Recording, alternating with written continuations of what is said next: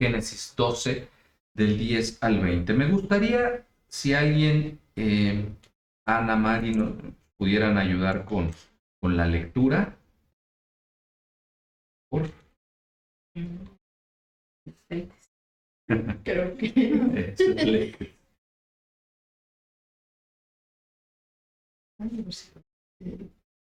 10 al 20. ¿Se puede? Si no, yo ahorita lo leo aquí. Entonces hubo hambre en el país y Abraham descendió a Egipto para habitar temporalmente allá, porque el hambre era grande en el país. Cuando Abraham estaba por entrar en Egipto, dijo a Sarai su esposa: Mira, tú eres una mujer hermosa. Cuando te vean los egipcios dirán: es su esposa, y me matarán a mí y a ti te reservarán la vida. Ahora pues, di que eres mi hermana, para que por causa tuya yo viva y me vaya bien. Cuando Abraham entró en Egipto, los egipcios vieron que su esposa era muy hermosa. También la vieron los príncipes de Faraón y se la alabaron. Y Sarai fue llevada a casa de Faraón. Y por causa de ella, Faraón trató bien a Abraham y le regaló ovejas y vacas, asnos, siervos y criadas, asnas y camellos. Pero el Señor hirió a Faraón y a su casa con grandes plagas, por causa de Sarai, esposa de Abraham. Entonces Faraón llamó a Abraham y le dijo: ¿Qué has hecho conmigo? ¿Por qué no me declaraste que era tu esposa?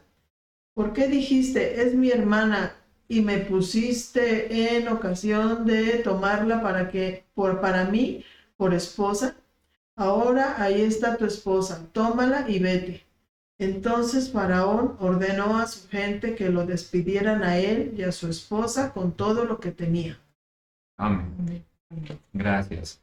Bueno, pues aquí podemos ver un contexto, una historia diferente a lo que vimos la ocasión anterior, porque aquí vemos que cambia un poquito la narrativa. Vemos que aquí la hambruna que obliga a Abraham a descender a Egipto, y bueno, y ahí pues empieza esta historia, ¿no? Ahora, aquí vamos a ver cómo esta historia conecta la fe con la vulnerabilidad y la humanidad de Abraham. Pero también vamos a ver cómo Dios le protege aún en medio de situaciones complejas. Y todo esto sabemos que es para nuestra vida, para nosotros, porque las escrituras pues son para que nosotros aprendamos y entendamos qué es lo que debemos hacer, cómo debemos hacerlo y conocer más la esencia de Dios. Creo que eso es lo básico. Vamos a entender primero el contexto y vemos que ahí se ve el río Nilo y podemos ver en este mapa que dice el Antiguo Egipto, zonas elevadas, zona fértil y bueno, vienen algunas otras cuestiones, oasis, etcétera. Pero sobre todo si vemos nosotros las zonas elevadas eh, y lo que está junto al río, podemos ver que es solamente una franja la que está junto al río. Y podemos ver en la parte de arriba que Egipto pues está, como decimos aquí, al lado del río. Entonces en Canaán pues era común que hubiera de repente falta de alimento porque dependían completamente de las lluvias estacionales. Entonces, si no había lluvia, faltaba el alimento. Entonces, vemos que esa es la razón por la cual tuvieron que moverse e ir a Egipto, precisamente por esta situación. Y esto incluso lo en parte de la historia, bueno, desde la perspectiva arqueológica, pues se han encontrado evidencias como tablillas que documentan a los pueblos semitas entrando por alimento. Entonces, esto es algo que está documentado y que no es nada más una ocurrencia o algo casual en las escrituras. Realmente creo que ahora es bien eh, importante y es nos da mucha certeza saber que hay evidencias históricas, arqueológicas, que dan fe de que las escrituras están contando algo que realmente sucedió. Entonces, por eso es bien importante entender las cosas, ¿no? Y podemos ver que la arqueología dice o confirma esto, ¿no? Que los pueblos semitas pues entraban por alimento a Egipto. Ahora, Egipto era próspero, tenía una administración centralizada, todo estaba ahí. ¿Por qué? Pues por lo que acabamos de comentar, el agua pues era lo que alimentaba eh, la, la fertilidad de la tierra y con ello pues la, los cultivos y con los cultivos pues el ganado y todo la parte alimenticia. Y obviamente pues eso les daba poderío y se centraba en los faraones. Ahora,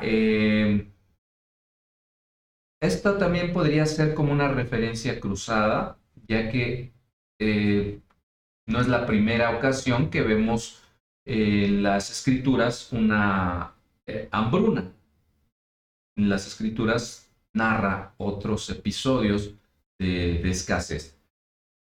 Y precisamente eso nos confirma lo que estamos diciendo ahorita, que la situación en Canaán no era la mejor porque no tenían una fuente cercana de agua. Entonces, pues bueno, de ahí ya podemos entender parte del relato, de el por qué fue que Abraham tuvo que moverse. Ahora, si nosotros también vemos en la parte histórica, encontramos que había algunas cosas como la práctica de matrimonios políticos y harenes reales.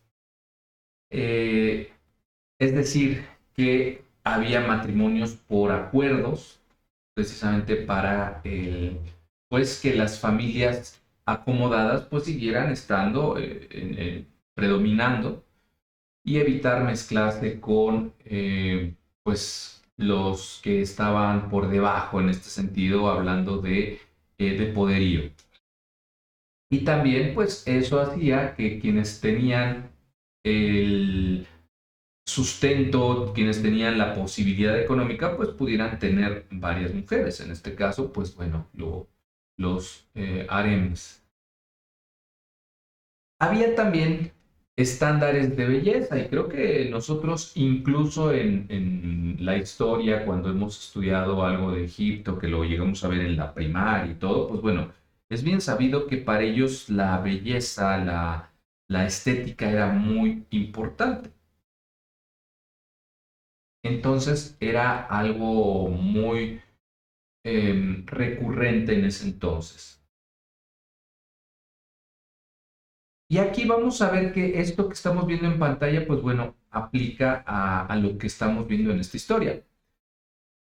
Porque precisamente la práctica de los matrimonios políticos eh, hacían que en Egipto las esposas de extranjeros pudieran ser tomadas por el faraón.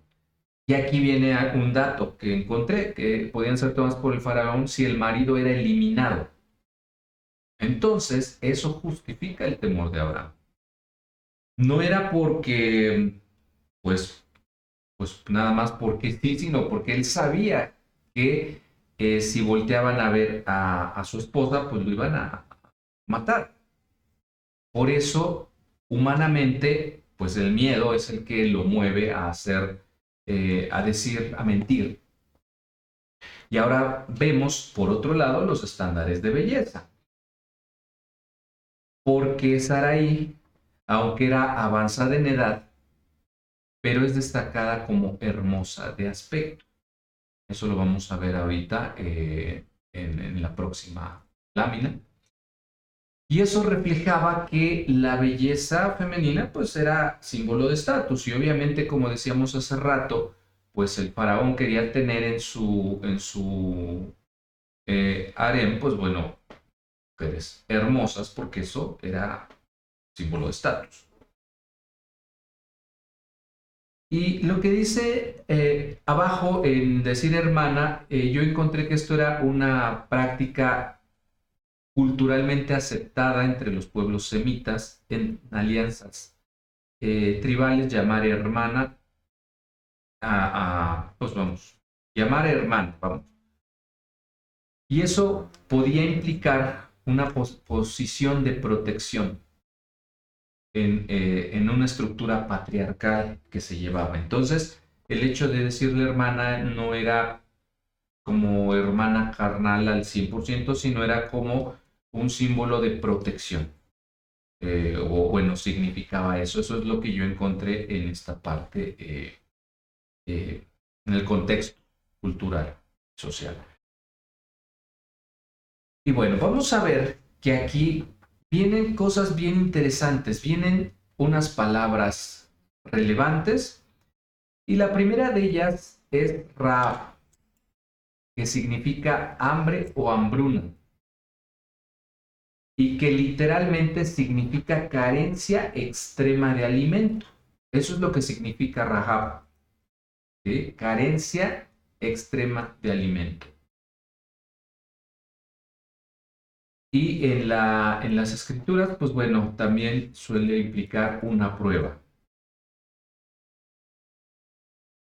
Vemos también que hay otra palabra, que es Najá, que significa herir o tocar. Y aquí se usa para describir las plagas que Dios envió al faraón y denota un contacto directo con el juicio de Dios. Esto es cuando Dios ya está haciendo un juicio y hiere o toca con plagas o con algún mal, precisamente por juicio. Y la tercera palabra es Yafamaje, que es hermosa de aspecto. Y esta expresión también se usó para Rebeca en Génesis 24:16 y para Esther en su libro Esther 2:7. Y vamos a ver cada una de ellas. Ra, hambre o hambruna, y viene de la etimología Ra, relacionada con falta extrema o carencia vital. Y como decía hace un rato, esto también aparece en algunos pasajes ligados a juicio divino, prueba de fe o transición a un nuevo mover de Dios.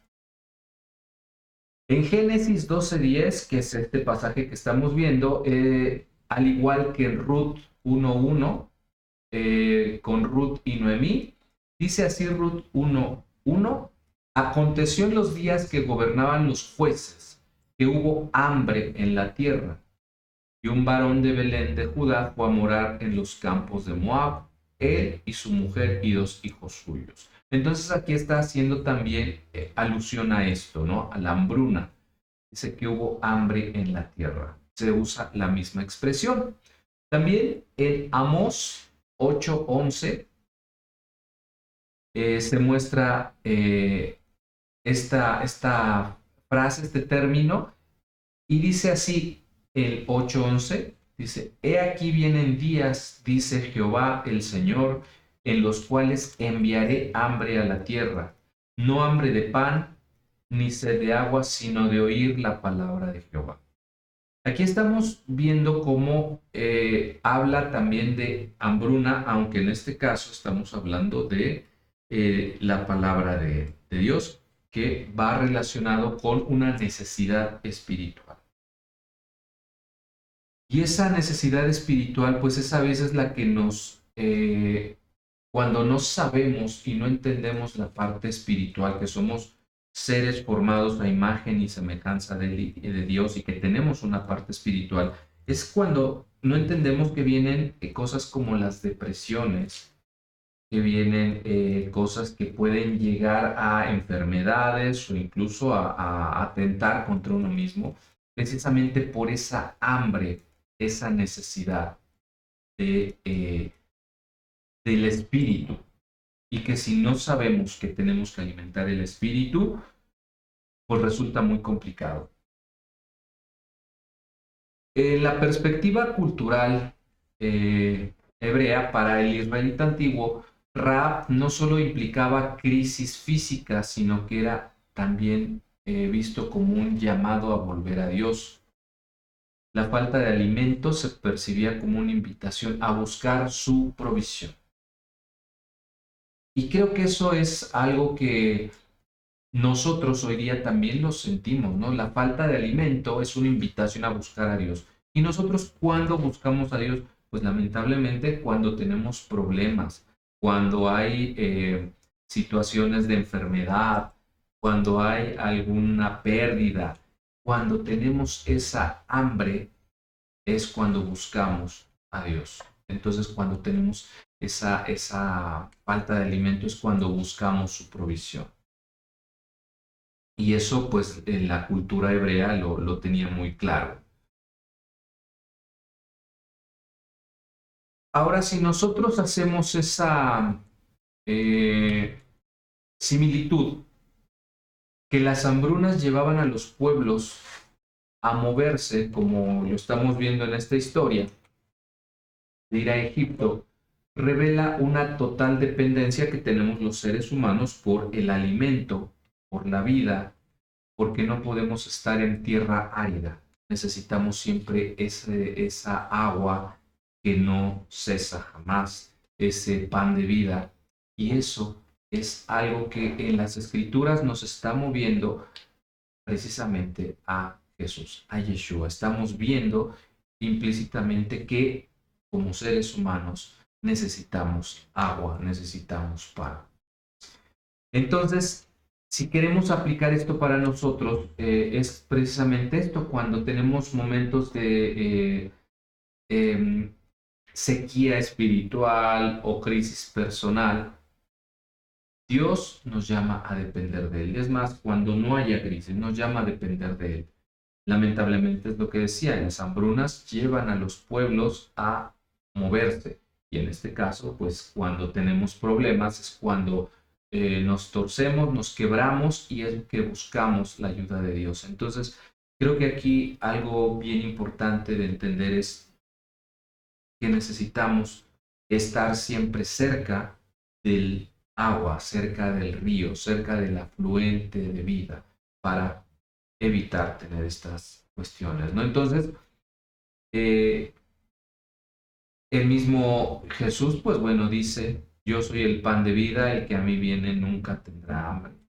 También habla del agua que no cesa.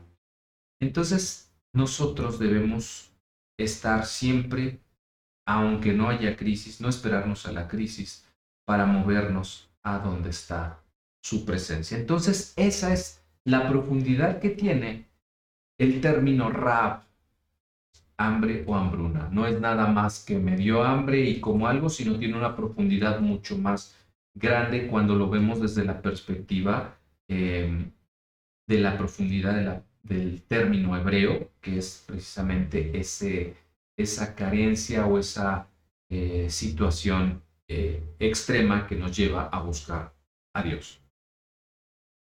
Tenemos por otro lado también otra palabra que era nagá, que es tocar, herir o alcanzar. Y literalmente esto se podría traducir como tocar hasta afectar. Y aquí podemos decir que tiene una gama de significados desde contacto físico hasta plaga o aflicción enviada por Dios. Entonces, esta frase, esta palabra nagá, no es nada más, ay, me dolió o me sentí mal, sino tiene algo más profundo, porque literalmente significa tocar hasta afectar.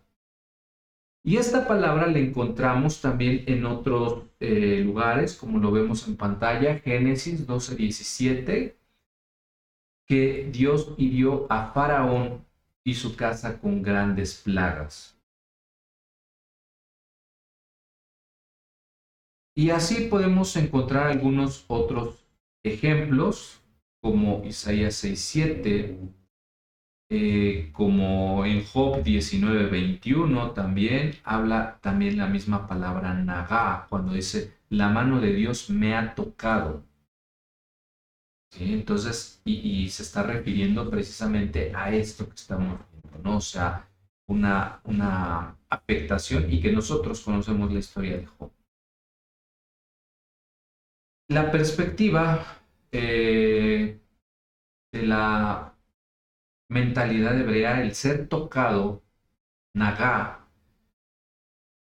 podía implicar juicio correctivo o purificación, pero al final del día siempre era alcanzar, herir, tocar hasta afectar para que hubiera un juicio de corrección o una purificación, como lo vimos algún momento con el pastor Eduardo, pues hacer el barbecho, ¿no? Quitar lo que no está, lo que ya no sirve para rehacer algo y empezar a crecer. Eh, y bueno, esa aplicación que podríamos tener o encontrar nosotros es que Dios aún toca nuestras vidas, no solamente como lo vemos en esta historia, sino hoy día sigue tocando nuestras vidas, a veces para corregirnos y otras para sanarnos o apartarnos del mal. Eh, Acá también se relaciona con la obra de Jesús, porque dice, Él fue herido por nuestras rebeliones, en Isaías 53:4, llevando el nagá sobre sí para liberarnos. Sí, entonces en este caso también está esa expresión, porque como lo acabamos de ver, también es para redención, para disciplinar, para sanar, tiene varias, purificar, tiene varias ¿cómo se puede decir? Acepciones, pero todas son en este sentido, ¿no? Entonces, esto es para liberarnos. Y aquí viene algo que nosotros debemos aprender a discernir, que cuando Dios nos toca, nos da ese toque, que experimentamos dificultades, problemas, aflicciones, bueno, preguntar qué tenemos que purificar ante Él, por Él, o qué tenemos que corregir, porque eso es precisamente algo que es un indicador de que Dios nos está corrigiendo, nos está tocando, pero ya lo vimos de un tipo diferente. No es nada más del tacto, sino es tocar hasta afectar. Eso es naga. La otra palabra que también comentamos es Jafá Maré, hermosa de aspecto. Y esto son dos palabras que son Jafá, que es bello, agradable a la vista, lo cual tiene que ver con perfección estética, y que viene de raíces de armonía y perfección estética. Y tenemos por otro lado maré, que es visión o apariencia. Y esta palabra también, o bueno, esta conjunción de palabras también lo encontramos en algunos otros versos, en algunos otros lugares en las escrituras. Lo encontramos, por ejemplo, que se menciona para Saraí en Génesis 12:11, como lo vemos ahí. También Rebeca, igual si quieren tomar nota para consultar los versos en Génesis 24:16, haciendo referencia a Rebeca, Génesis 24:16, y también Esther 2:7, haciendo referencia a Esther. Y algo que me llamó la atención también es que incluso para referirse a Jerusalén, hermosa de altura, que es en Salmos 48:2, también se refiere a esta frase. En cuanto a la perspectiva eh, cultural hebrea, pues no se tenía entendido que no era solamente estético, sino era una señal de favor y bendición divina.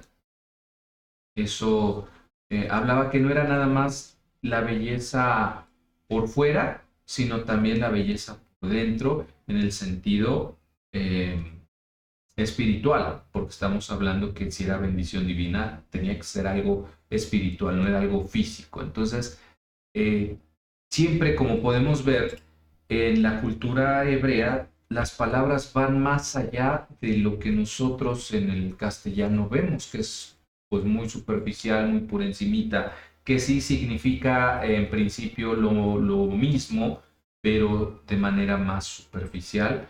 En los términos hebreos siempre tiene un significado más profundo.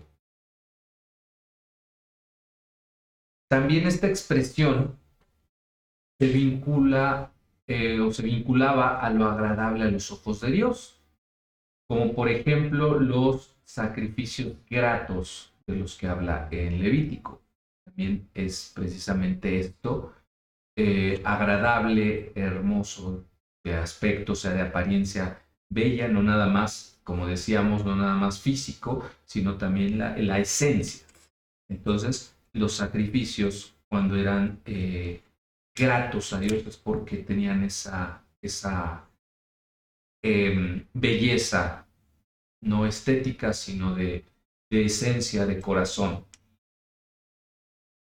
Y para nosotros, pues lo que tenemos que entender es que la verdadera Jafar Maré en Jesús, en Yeshua, es interna y transformadora para nuestro espíritu. Realmente ahí es donde nosotros acabamos de poder completarnos en Él, poder entender más su esencia por medio de Él.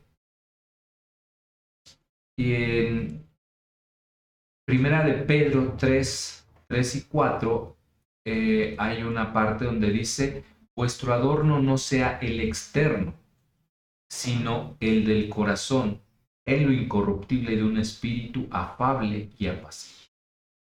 Y también está haciendo referencia a esta hermosura que volvemos, no era solamente física, sino interna. Entonces, como creyentes, debemos siempre buscar esa belleza que refleja el carácter de Dios, no solo la apariencia externa. Y nosotros creo que hemos oído que el espíritu hermosea el rostro, que el espíritu de Dios pues nos hace ver diferente, porque es una esencia hermosa cuando entendemos que quien realmente debe ser nuestra esencia es Dios. Entonces vemos aquí cómo la profundidad de estas palabras no se quedan por encima, Raab, hambre, nos recuerda nuestra dependencia total de Dios.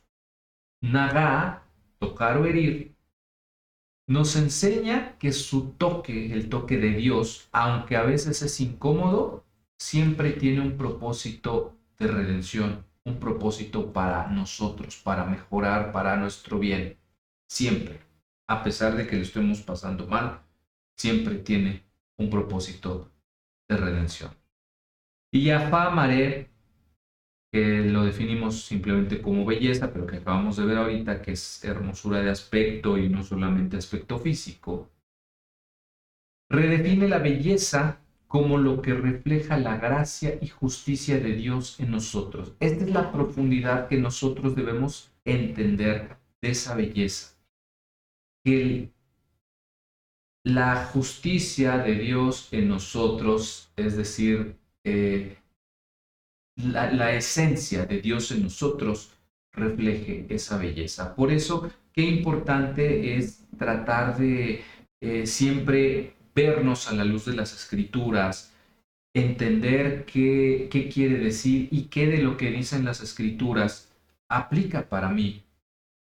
Y creo que todos en algún momento lo hemos encontrado, lo hemos visto, pero como dice en Apocalipsis, ¿no? Que cuando el librito de recién se pasa, es dulce en el paladar, pero amargo en las entrañas, amargo en el vientre. ¿Por qué? Porque cuando nosotros discernimos ya esa palabra y nos redarguye el espíritu, sabemos que estamos haciendo algo no correcto y a veces no nos gusta. Entonces, por eso, esa belleza es la que hay que buscar todo el tiempo. La belleza de el Espíritu de Dios en nuestras vidas. Y de aquí, pues bueno, ¿qué podemos aprender? Podemos aprender varias cosas. Primero, pues que una prueba de fe, como lo fue para Abraham, que aunque él fue llamado por Dios, enfrenta miedo. Y sí, todos hemos enfrentado miedo en alguna ocasión. A lo mejor ahorita yo preparando este tema, pues entendí el por qué tuvo miedo. O sea, no fue nada más porque sí, sino porque sabía que había un riesgo grande. Entonces, por eso actuó con astucia humana. A veces queremos caminar con nuestras propias fuerzas en lugar de confiar plenamente. Y esto pues refleja y debe ser, como acabo de decir, las escrituras siempre debemos reflejarnos en ellas y entender qué está pasando, cómo nos estamos viendo. Y esto simple y sencillamente refleja nuestra tendencia a flaquear, a dudar, a temer cuando estamos bajo presión. Otra cuestión que también podemos aprender aquí es la protección de Dios. Porque Él interviene para proteger a Sarai y aquí demuestra que su pacto con Abraham no depende de lo que podamos hacer nosotros como humanos, de lo que pudo hacer Él, de su plan. No depende de nosotros como humanos, depende de Dios. Porque Dios es fiel, Dios es el mismo ayer, hoy y por los siglos. Entonces tenemos que confiar. Y otra cosa, pues, es la integridad. Porque cuando tomamos decisiones que son impulsadas por el temor, podemos tomar malas decisiones y estar en riesgo nuestro testimonio. Y ahí dice el testimonio. ¿Qué es el testimonio? El reflejo de Dios de nosotros, que decíamos que era Yafá Maré, la hermosura de Dios en nosotros. Entonces, debemos ser íntegros, ¿sí? Porque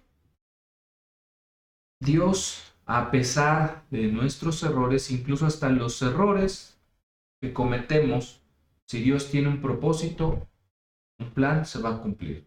Pero qué mejor que ser obedientes y confiar en Él.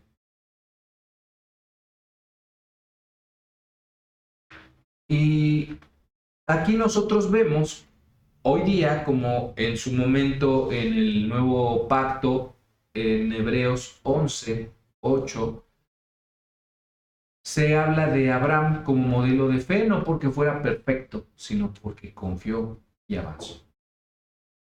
Y es momento de que nosotros veamos esto y confiemos y avancemos. Confiar y avanzar. Y como lo he dicho en otras ocasiones, de la única persona que puedo hablar mejor, pues es de mí mismo, porque es a quien mejor conozco. Y de verdad que, por ejemplo, estas reuniones, pues al principio me causaba pues un poquito de temor, para ser honesto, como de repente un poquito de, ¿cómo se podría decir?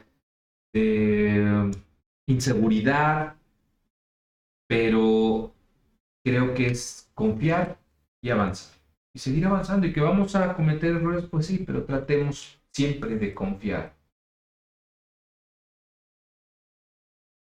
Y usar siempre la protección de Dios como ese refugio en la hambruna espiritual, cuando tengas problemas, cuando tengas adversidades, cuando tengas preocupación, acércate a Él, pero antes de que tengas problemas, antes de que tengas adversidades y antes de que tengas preocupación, acércate a Él.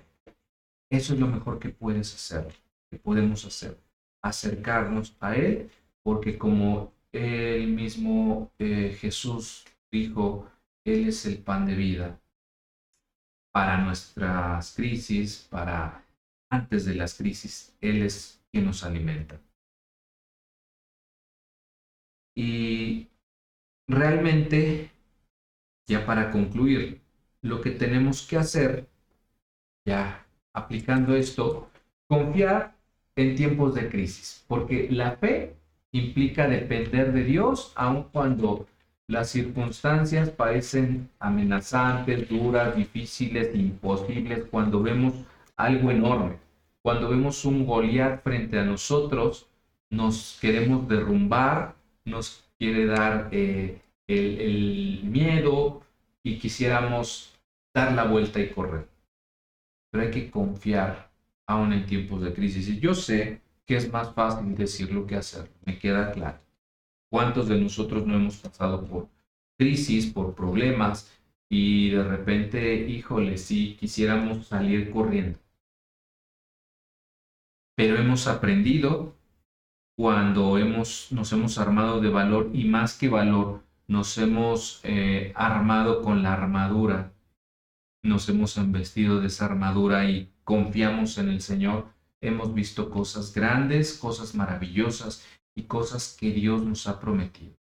¿Por qué? Porque la protección de Dios está activa.